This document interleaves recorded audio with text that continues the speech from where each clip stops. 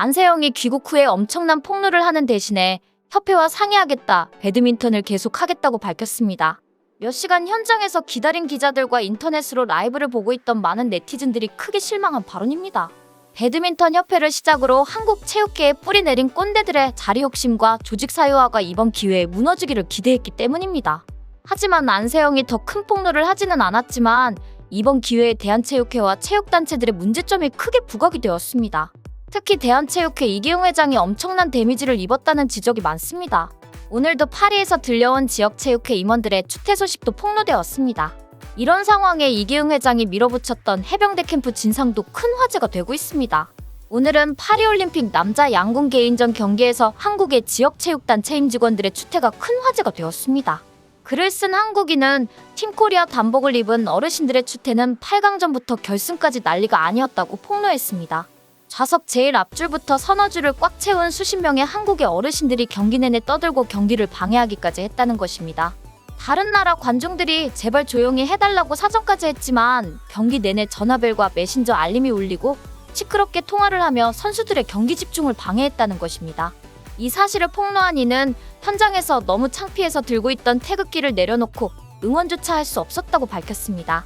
특히 이런 사실을 폭로한 이유는 그들의 정체가 체육회 소속 전국 지역자치단체 산하회장, 부회장, 사무처장으로 세금으로 숙식과 경기 티켓을 제공받고 온 자들이기 때문이라고 주장했습니다.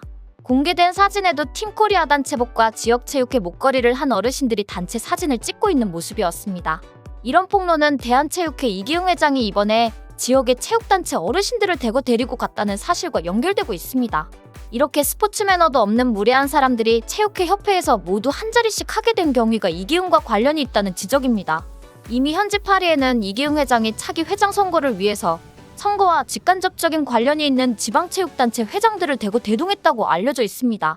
특히 이기흥은 지난 8년 동안 장기적인 임기연장을 위해서 측근 인사를 체육회 가맹단체 회장에 앉힐 정도로 무리한 관리단체 지정이 늘어났다는 비판을 받고 있습니다. 문체부는 파리올림픽 이후 대한체육회에 대한 대대적인 개혁을 예고했습니다. 이기흥 회장이 박근혜 정부부터 정부와 맞설 정도로 막강한 권력을 휘두르고 있지만 유인촌 장관은 절대 물러날 수 없다는 입장입니다.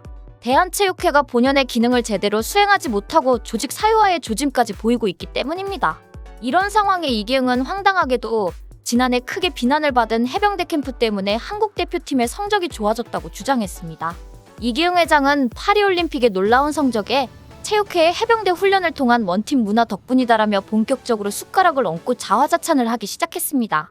자신이 예측한 금메달 5개는 객관적인 데이터로 확실한 메달 수를 잡았다고 주장했습니다. 이기흥은 지난해 해병대 훈련 등을 통해 진천 선수촌 각 종목 선수들과 지도자들이 서로 가까워지고 끈끈해지면서 원팀 코리아의 문화가 생겼다고 강조했습니다. 최근 대한체육회 이기흥 회장의 황당한 자화자찬과 주장이 큰 화제가 되고 있습니다. 지난해 12월 대한체육회는 15개 종목 선수 400여 명을 2박 3일간 경북 포항 해병대 1사단의 원팀 코리아 캠프로 참가시켰습니다. 이기흥은 지난해 아시안게임을 마치고 돌아와서 갑자기 해병대 정신을 거론했습니다. 올림픽 국가대표 선수들이 입촌하기 전에 모두 해병대 극기훈련을 받게 하겠다고 선언했습니다. 대표팀 성적 부진 원인이 정신력 부족 탓이라고 진단한 것입니다. 특히 요즘 선수들은 새벽 운동을 안 하려고 한다며 강제적으로 하게 할 수도 없다. 이게 심화하면 인권 이야기가 나온다고 주장했습니다. 해병대 캠프에 넣어서 강제적으로 정신훈련과 체력훈련을 강하게 하면 인권 어쩌고 하지 않을 것이다라는 논리입니다. 도전 정신을 불어넣는 해병대 DNA 교육, 협동 역량을 기르는 팀 리더십 훈련, 두려움을 극복하기 위한 소형 고무보트 체험 등을 주요 일정으로 채웠습니다. 이기흥은 해병대 캠프에 대해 때 아닌 무슨 80년대 국기훈련이냐? 왜 선수들을 강제로 괴롭히느냐라는 지적을 받았습니다. 그래서 일부 프로그램을 바꿔서 정신교육으로 돌렸습니다.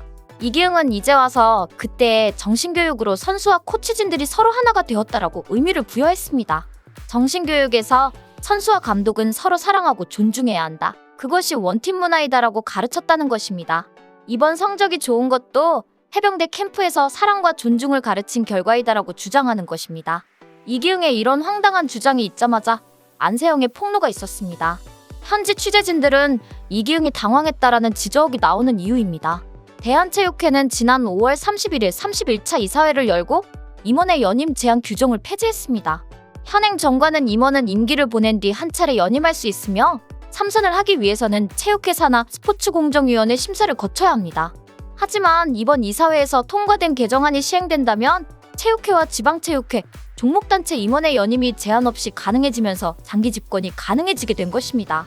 당장 장기 집권을 노리고 있는 후보는 내년 4선 도전 가능성이 있는 정몽규 KFA 회장과 내년 초 3선 도전이 유력한 이기흥 대한체육회장 등입니다. 실제로 정몽규는 최근 2024 아시아축 구연맹 집행위원으로 출마해 선출되는 등 4선 도전에 대한 사전 작업을 마친 상태입니다. 문제는 이번 정관 개정은 대의원총회를 통과해야 하고 최종적으로 감독기관인 문화체육관광부의 최종 승인을 받아야 합니다. 이미 유인촌 장관은 정관 개정을 절대 승인하지 않을 것이다라고 밝힌 바 있습니다. 유인촌 장관의 이런 강경한 발언에 이기흥 회장은 나를 겨냥한 것이냐? 그렇다면 나를 제외해라. 정관 개정을 하지 않으면 지방체육회는 초토화될 것이다라고 반발했습니다. 이기흥은 지방에서는 체육회를 위해서 일하려는 사람이 거의 없기 때문에 현재 임원진들의 임기 연장을 무제한적으로 풀어줘야 한다는 주장입니다. 결국 이기흥은 지방체육회를 살리기 위해서 정관 개정을 승인하라고 압박한 것입니다. 실제 만약에 정관 개정을 승인하지 않는다면 이기흥은 지방체육 조직을 총동원해서 지방체육을 살려라라고 시위라도 할 판입니다. 이기흥은 최근 정부를 향해 체육인들을 3번, 4번 연임시켜주지 않으면 지방체육회는 무너진다라고 협박해왔습니다. 이기흥이 집권했던 지난 8년은 한국 스포츠의 암흑기였다는 지적이 많습니다. 48년 만에 올림픽 최소 인원 참가 유력, 여자 핸드볼 외 모든 구기 종목 탈락, 남자 축구의 10회 연속 출전 좌절, 남자 체조의 9회 연속 출전 좌절, 투기 종목의 뚜렷한 하향세, 2021년 도쿄올림픽에서 종합 16위로 37년 만에 최악의 성적표, 2004년 아테네부터 2016년 리우올림픽까지 유지하던 10위권 좌절 등 그는 수많은 좌절의 역사를 썼다는 것입니다. 이기흥은 지난 8년 동안 체육계의 자율성과 체육인들의 자부심을 유별나게 강조해왔습니다. 말로는 체육인들의 자존심을 세워주자는 것처럼 보이지만 결국은 지역체육단체를 대거 설립하고 자신의 측근을 임명해왔습니다. 정부의 간섭을 배제한다면서 체육회 산하의 위원회를 새로 만들겠다고 밝히기도 했습니다. 이기흥은 마음대로 밀어붙이면서도 여차하면 일부 선수들과 조직을 대거 동원해서 실력 행사에 나서기도 했습니다. 이렇게 조직을 사유화한 단체장은 이기흥뿐 아니라 정몽규 등 줄줄이 있습니다. 이들은 집권 기간 동안 정부의 엄청난 지원금을 운영비로 흥청망청 사용하면서 측근들과 권력을 유지해왔습니다. 축구협회도 말도 안 되는 행정을 하면서도 내부 직원과 임원들이 모두 정몽규의 눈치를 보는 허수아비로 만들어 놓았습니다.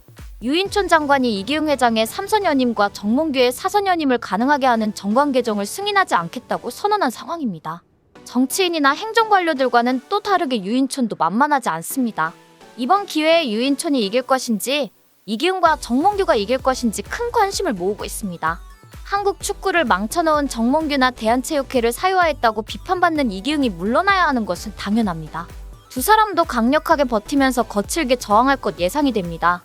수천억 원의 정부 지원금으로 비즈니스석을 타고 VIP로 전 세계를 다니면서 세금을 펑펑 쓰던 자리인데 쉽게 물러나지 않을 것입니다.